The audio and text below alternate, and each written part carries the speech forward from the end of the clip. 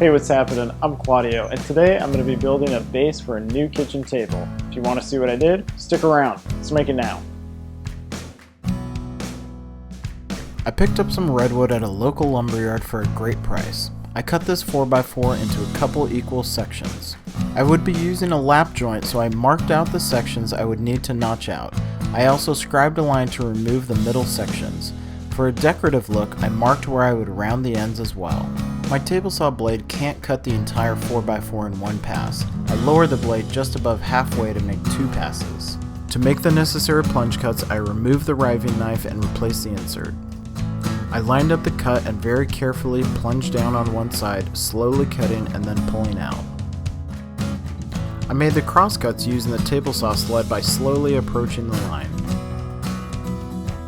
I then used a handsaw to finish the rounded, uncut sections left by the table saw blade. Using a hand plane and a chisel, I cleaned up the bases and then sanded them smooth. I still don't own a bandsaw, so I had to use the jigsaw to make these small rounded cuts. It went horribly, but I was able to clean them up on the drill press with a drum sander. I rough cut the outside corners and made them smooth on the belt sander. With a little sanding, they turned out pretty good. To make the lap joints, I replaced the normal table saw blade with my dado stack. I make several passes with the stack and creep up on the line. I don't want to go past it.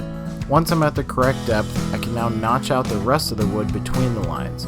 I leave the lines for now and can fine-tune them later for a perfect fit. I repeat the same process with the other foot. Now you can see the two pieces come together as one. Using an 1.5" Forstner bit, I hog out the majority of the material right in the center of the lap joints on each foot. I drill down most of the way, but finish the cut from the other side to minimize blowout. I use a razor knife to establish the mortise line. This will also lessen the risk of chip out farther than I want. With a small chisel, I can carefully remove the top section and then pound out the rest. These are how the two mortises line up together. I cut another piece of 4x4 for the main post and mark out a tenon that will fit down inside the mortises I just cut. I mark out the length of the tenon and then, just like before, creep up on the line so as not to go past it. The same process can be done with a regular table saw blade, it would just take quite a few more passes. Now I can trim it down to its final length. I put the post in a bench vise and cut the tenon right in half, starting with a coping saw and then with a larger handsaw. I also quickly cut a small wedge. I apply a generous amount of glue to the tenon and add the 2 foot sections.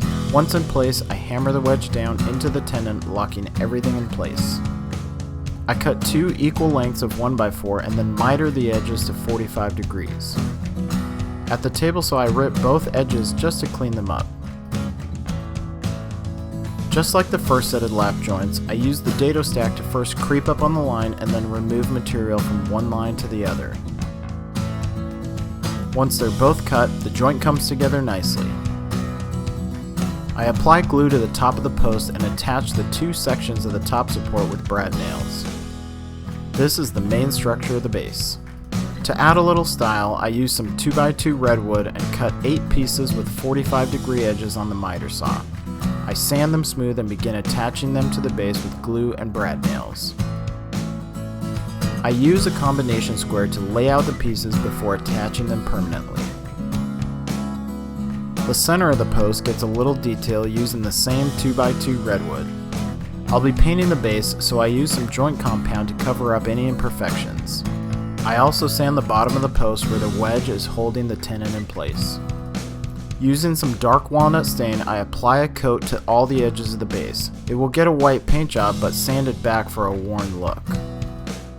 I used a few cans of spray paint as it would be much easier to apply than with a brush. Once the paint was dry, I used some sandpaper to expose the dark walnut color from all the edges. I wet an old shop rag and cleaned up the entire piece. The final step was to apply several coats of spray polyurethane. Well, that's where we're going to leave it this week. In next week's video, I'll show you how I built the tabletop and you'll be able to get a look at the finished product. If you like this video, please give it a thumbs up, as well as subscribe to my YouTube channel. You can follow me on social media at MakeItNowChannel, and you can find me on my website at makeitnow.tv. Thanks for watching, and I'll see you next time.